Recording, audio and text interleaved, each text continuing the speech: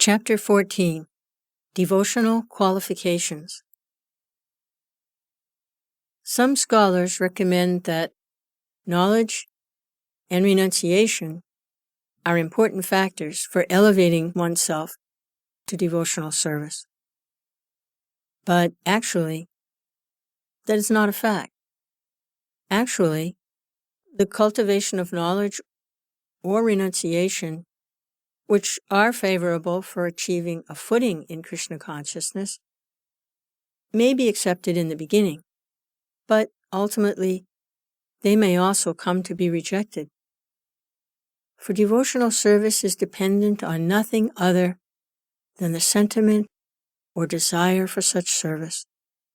It requires nothing more than sincerity. It is the opinion of expert devotees that mental speculation and the artificial austerities of yoga practice may be favorable for becoming liberated from material contamination, but they will also make one's heart harder and harder. They will not help at all in the progress of devotional service. These processes are, therefore, not favorable for entering into the transcendental loving service of the Lord. Actually, Krishna consciousness, devotional service itself, is the only way of advancing in devotional life. Devotional service is absolute. It is both the cause and the effect. The Supreme Personality of Godhead is the cause and effect of all that be, and to approach Him, the Absolute, the process of devotional service, which is also absolute, has to be adopted. This is confirmed in the Bhagavad Gita by the Lord Himself. Quote, "One can understand me only through devotional service." End quote. In beginning His teaching of the Gita, the Lord says to Arjuna, quote, "Because you are my devotee, I shall teach these secrets to you." End quote. Vedic knowledge means ultimately to understand the Supreme Lord, and the process of entering into His kingdom is devotional service. That is accepted by all authentic scriptures. Mental speculators neglect the process of devotional service, and by simply trying to defeat others in philosophical research, they fail to develop the ecstasy of devotion. In the 11th canto, 20th chapter, 31st verse of the Srimad Bhagavatam, Krsna says, quote, "My dear Uddhava, for persons who are seriously engaged in my service, the cultivation of philosophical speculation and artificial renunciation are not very favorable. When a person becomes my devotee, he automatically attains the fruits of the renunciation of material enjoyment, and he gets sufficient knowledge to understand the absolute truth."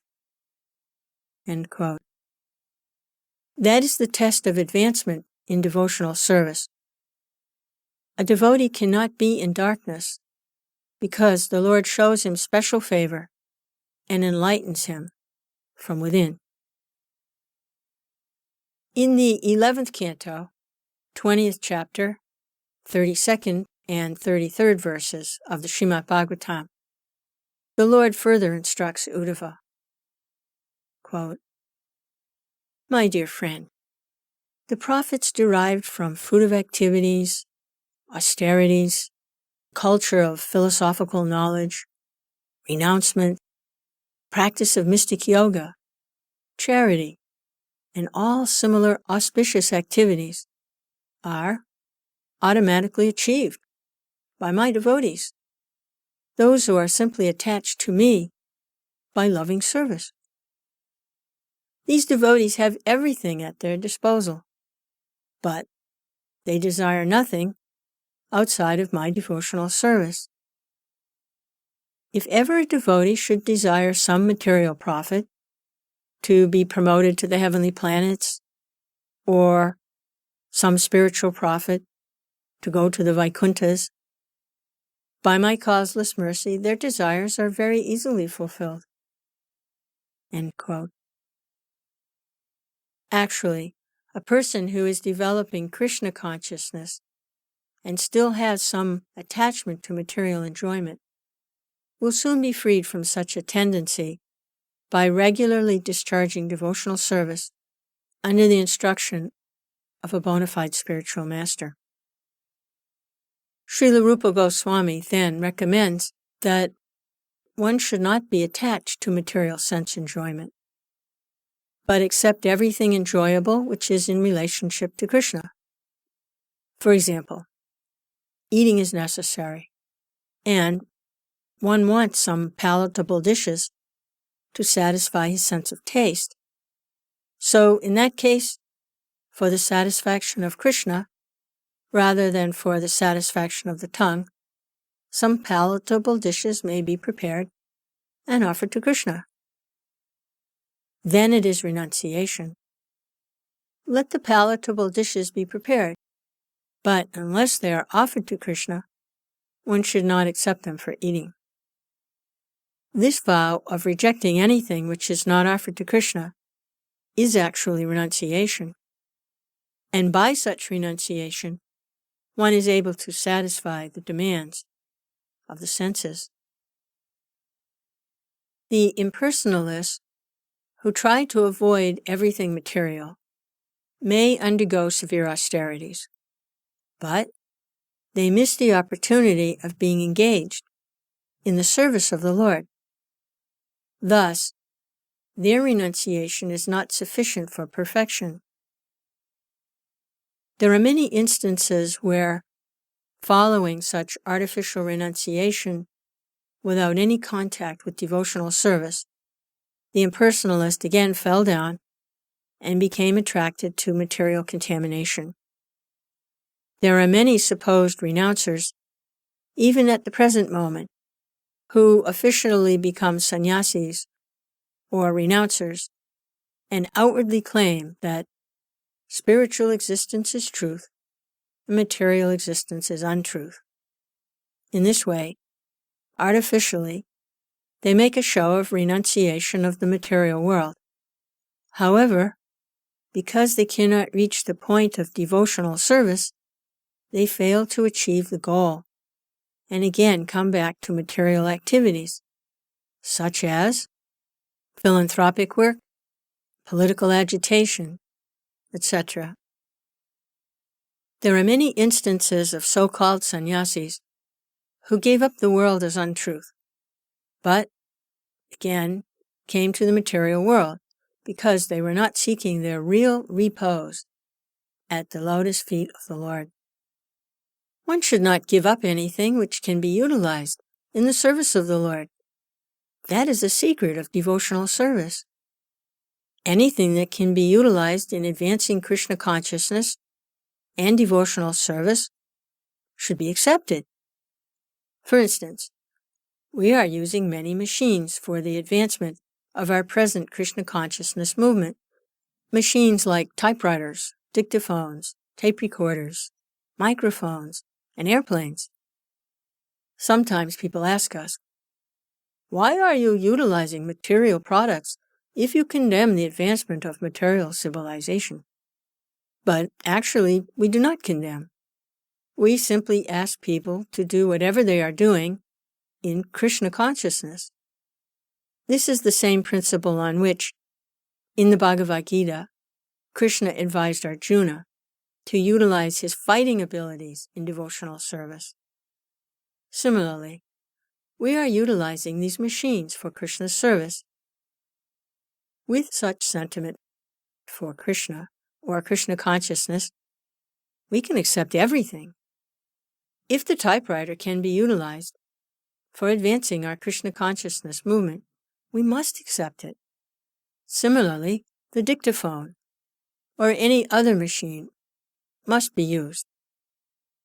Our vision is that Krishna is everything, Krishna is the cause and effect, and nothing belongs to us. Krishna's things must be used in the service of Krishna. That is our vision. This does not mean, however, that we should give up the principles of discharging devotional service, or neglect abiding by the rules and regulations prescribed therein. In the neophyte stage of devotion, one must follow all the principles regulated by the authority of the spiritual master. The acceptance and rejection of things should always be in pursuance of the devotional principles. Not that one can independently manufacture some idea of what should be accepted or rejected. The spiritual master, as the visible manifestation of Krishna, is necessary, therefore, to direct the devotee on behalf of the Supreme Personality of Godhead. The spiritual master must never be carried away by an accumulation of wealth or a large number of followers. A bona fide spiritual master will never become like that.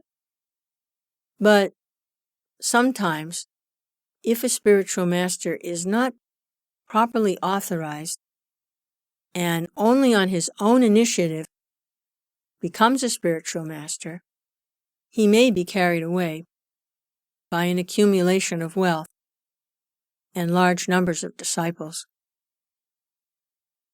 It is not a very high grade of devotional service. If a person is carried away by such achievements, then his devotional service becomes slackened.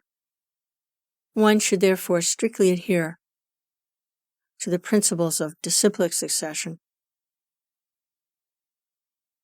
A Krishna-conscious person, being naturally purified, has no need of developing any other purificatory process of thought or action. On account of his being highly elevated in Krishna consciousness, he has already acquired all the good qualities and is following the rules and regulations prescribed for the mystic yoga process. Such rules are automatically practiced by the devotees. A concrete example is the quality of nonviolence, which is considered a good qualification. A devotee is naturally nonviolent, and therefore doesn't have to practice nonviolence separately. Some people seek purification by joining a vegetarian movement, but a devotee is automatically a vegetarian. He doesn't need to practice separately in this matter, or to join any society for vegetarians. He is automatically a vegetarian. There are many other instances showing that a devotee needn't practice anything but Krishna consciousness. All the good qualities of the demigods automatically develop within him. Those who are intentionally practicing to be vegetarians or to become nonviolent may have good qualifications by a material estimation, but these qualifications are not sufficient to make them devotees. A vegetarian is not necessarily a devotee, nor is a nonviolent person. But a devotee is automatically both vegetarian and nonviolent. We must conclude, therefore, that vegetarianism or nonviolence is not the cause of devotion. In this connection, there is a story in the Skanda Purana about a hunter who was converted into a great devotee under the instruction of Narada Muni. When the hunter became a perfect devotee, he was not prepared even to kill an ant. Parvat Muni, a friend of Narada's, saw the wonderful transformation of the hunter by devotional service and remarked, quote, "My dear hunter, your unwillingness to kill even an ant is not very astonishing. Any person who develops the devotional attitude has all the good qualities automatically manifested in his person. The devotee is never a cause of distress to anyone. End quote. Sri Rupa Goswami affirms herein that purification of consciousness, purification of bodily activities, austerities, peace of mind, etc., all become automatically manifest in the person who is engaged in devotional service. Sri Rupa Goswami affirms herein that there are 9 different kinds of devotional service, which are listed as hearing, chanting, remembering, serving, worshiping the deity in the temple, praying, carrying out orders, serving him as a friend, and sacrificing everything for him. Each and every one of these processes is so powerful that if anyone follows even one single one of them, he can achieve the desired perfection without fail. For example, if one is attached simply to hearing about the Lord, and another is attached to chanting the glories of the name, both will achieve their desired goal in devotional service. In the Chaitanya Charitamrita, this has been explained. One may execute 1, 2, 3, or all the different processes of devotional service, and at the ultimate end, he will achieve the desired goal of being established in devotional service. There are concrete examples of how a devotee discharged one of these services and achieved perfection. King Parikshit achieved the desired goal of life simply by hearing Srimad Bhagavatam. Sukadeva Goswami achieved the desired goal of life simply by reciting Srimad Bhagavatam.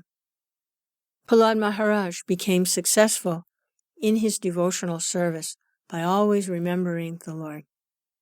Lakshmi, the goddess of fortune, was successful by engaging herself in massaging the lotus feet of the Lord. King Prithu became successful by worshiping in the temple. Akrura became successful by offering prayers. Hanuman became successful by rendering personal service to Lord Ramachandra. Arjuna became successful by being a friend of Krsna. And Bali Maharaj became successful simply by offering all of his possessions to Krsna. There are also examples of devotees who discharged all the different items together. In the 9th canto, 4th chapter, 15th, 16th, and 17th verses of the Srimad Bhagavatam, there is a statement about Maharaj Ambarish, who followed every one of the devotional processes. In these verses, Sukadeva Goswami says, quote, King Ambarish, first of all, concentrated his mind on the lotus feet of Lord Krishna, and then engaged his speech in describing the pastimes and activities of the Lord. He engaged his hands in washing the temple of the Lord. He engaged his ears in hearing the transcendental glories of the Lord. He engaged his eyes in seeing the beautiful deity in the temple. He engaged his body in associating with the pure devotees of the Lord. In parentheses here, when you associate with someone, you have to sit down together, eat together, etc. And in this way, the touch of your body with their body is inevitable. Ambarish Maharaj made his association only with pure devotees, did not allow his body to be touched by anyone else. End parentheses. He engaged his nostrils in smelling the flowers and tulasi, which were offered to Krishna.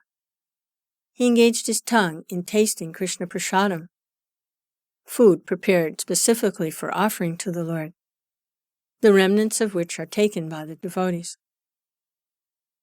Maharaj Ambarish was able to offer very nice prasadam to Krishna, because he was a king and he had no scarcity of finance. He used to offer Krsna the most royal dishes and then would taste the remnants of Krishna Prasadam.